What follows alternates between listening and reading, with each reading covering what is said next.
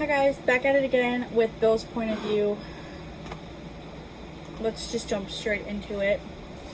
I said as I drove to Mercy Hospital, more x-rays, more surgery, more recovery. I wasn't expecting it to take long.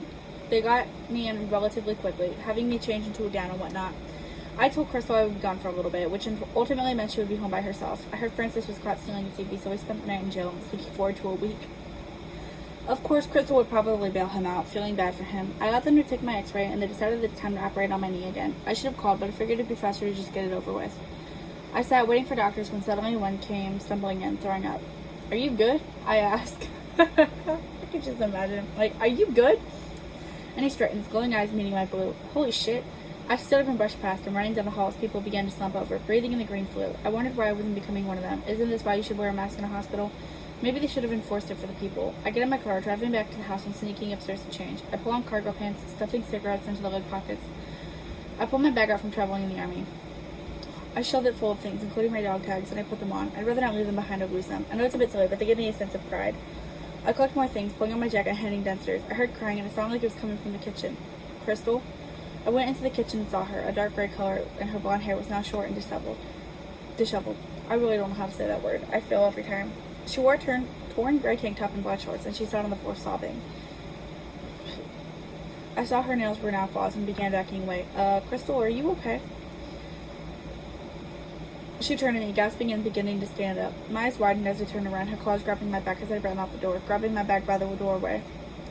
I ran far and fast, running out of breath long after she did. She had stopped, collapsing on the road and crying. I couldn't leave her like that, but I had to. I started walking along the road before spotting a man. I grabbed him, shushing him so he wouldn't scream. I finally take him back to our house, despite Crystal possibly being around. I didn't see anywhere. She must have gone off somewhere. I get Lewis the bag packed and we head out. I take him to a spot deep into the forest and create a fire. We talk for a bit and he asks me if I think anyone else is alive. I guess it's possible, but I don't think there are many. Honestly, Lewis, I don't think we know anyone out there. What would be the odds? Lewis nods, but I knew it hurt him. I felt kind of bad, but there's no use lying. After a while, Francis came stumbling out of a bush, Zoe shortly after. Francis and I agreed to go back to Mercy Hospital, though I doubted it would be in the clear. I was already here, I saw it, but they wouldn't believe me. Well, technically it should be I was already there, I saw it, but whatever. But they wouldn't believe me until they saw it for themselves. We slept and headed out in the morning. We walked along an alleyway and I heard the crying again. Everybody froze in the tracks. We didn't have many guns. I looked around, spotting Lewis with a pistol and Francis with a shotgun. I had a couple pistols myself, so I handed one to Zoe. "You'll need this, kid." "Thanks, Grandpa." I opened the door. I knew it was Crystal, but something told me to check on her. It was her, and I shut Zoe's light off. We can't shine things at her. So I looked confused before agreeing to follow my lead. Lewis walked over, his light shining right into Crystal's face. We ran outside, slamming the door behind us as her clawed hand reached through. We ran, and she frantically tried to escape. Lewis accidentally shot a car, starting the alarm. We heard a noise as hundreds of zombies scrambled to find us. Suddenly, a car landed a few feet away, and a brood of a monster came through, sideswiping its comrades. This scene comes from the introduction of the game Left 4 Dead. You'll have to actually boot the game up. I'm sure you could find it on YouTube too, but this comes from the first part. "Run!" Zoe screams, and we run as fast as we can, shooting at the monster behind us. We make it to the roof, and the monster throws a rock, breaking the fire escape. Everyone makes it to the top when I hear Zoe yell, "Francis!" I look back and see he catches her, pulling her onto the roof with us. I knew he wanted to make a comment about how women were worthless, and that was proof, but for some reason he chose not to. I light a cigarette, collecting my things again and leading the group downstairs into an apartment complex. Lewis looked sick, as if remembering things. I don't think he lived in this building specifically, but I'm sure memories came from the apartment. We walked through another alley after making our way down as many steps as possible, including a hole in the floor. Down the street, I see a spot that looks safe enough to hide in or pass through. We make it, and I do an ammo check. We were low. We'd have to steer clear of shooting every mindless creature that stumbled by. Sorry, that was a bad voice crack. Francis was against that idea, but his shotgun said otherwise. We ended up going through a parking garage, resting for a few moments before continuing. We were walking all day, and I hope we reach another one of these safe houses before dark. It was an awkwardly silent walk until Lewis said, "We should name the special ones, like that meaty one could be Tank. He's built like one." That's funny. Francis agrees. We can name the woman Witch. Those claws could kill. "And they will," I mutter, but they don't hear me. I should tell Zoe so she knows how things ended for her mom, but I'm scared too. Francis would need to know, but he wouldn't care. Zoe will, though. When we make it to the next safe house, I still let her down, looking into her eyes. "Zoe, that woman, the witch, is your mom. She's changed. I'm sorry." She took the news well, hugging me tightly. She wasn't crying, but she needed the hug. Eventually, she went over and sat down, staring at the floor. We stayed there that night. The hospital was full of people, infected or not. We shot whoever got in our way, then made it to the elevator. Eventually, we were on the roof. I spotted a helipad, knowing safety would be here soon. We called for help and sat near the helipad to wait. Very few zombies came and we spent most of the time staring at nothing. We found guns in a cabinet and we grabbed what we could carry. Zoe now held a hunting rifle, Louis had a shotgun, and I had an AK-47. I wish things weren't like this. Francis stared out into the night sky, watching the sun as it set.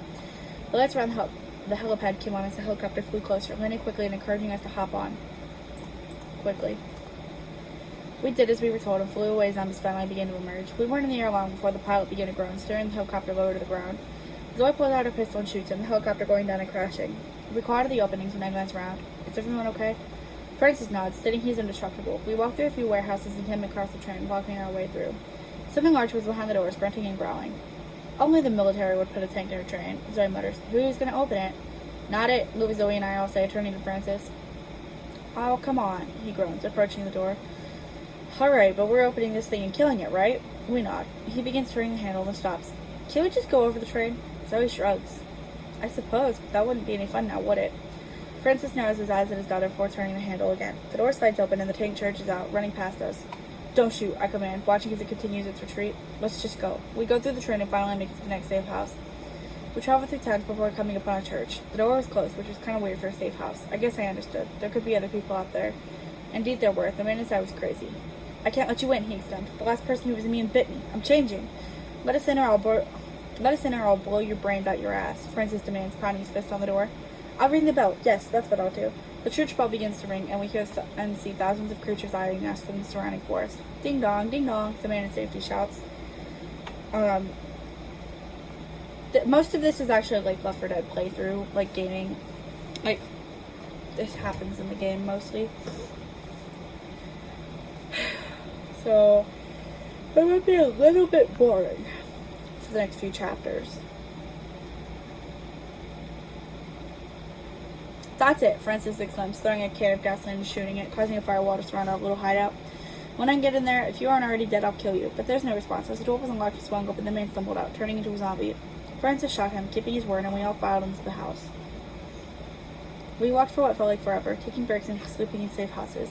We went through the airport, being rescued by the military again before we had to shoot the pilot for being a zombie again. Zoe felt awful. She had shot 2 of our pilots at this point. We walked through a greenhouse, going around on the rooftops before walking through some more warehouses. Hirsch, the shipping company Francis once worked at before he showed his true colors. We went through a cornfield, being rescued again by a military jeep before having to leave again. The driver became a zombie and crashed. We saw cows, and Zoe speculated that it was the cause of the infection. Finally, we reached a town and saw a bridge. A bridge. We could be safe, as long as we could get up there. Guys, there's nowhere else to go, I sighed, looking around and spotting a generator. There must be some of those to start up, and we can survive.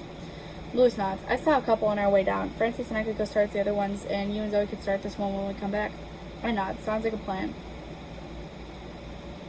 The men head off, and the town remains quiet. I wonder if there was anyone out there, but maybe we really were the last people on Earth. Finally, Francis came running, Louis from another direction. Good to go, they called, and I began the generator from where I stood. We made it to the bridge, and that's when the zombies began to pour in, looking around. Suddenly, the generator I started stopped. Oh no, Zoe said. We're going to die. I grabbed a Molotov out of my bag. Good thing I knew how to make them. They weren't that hard, to be honest. I feel like that could change. Okay, so now I don't feel so bad because the book is almost over. I only have one more point of view to read. That's Zoe's. So, it's not all the gameplay. It's mostly just through Bill's eyes. Zoe knows what I'm doing, so she grabs my hand. Grandpa, you can't. I have to, Zoe. These motherfuckers took everything from me. I'll be damned if they take you guys too. Look after each other. And with that, I slide down the ladder, running over the generator, restarting it quickly.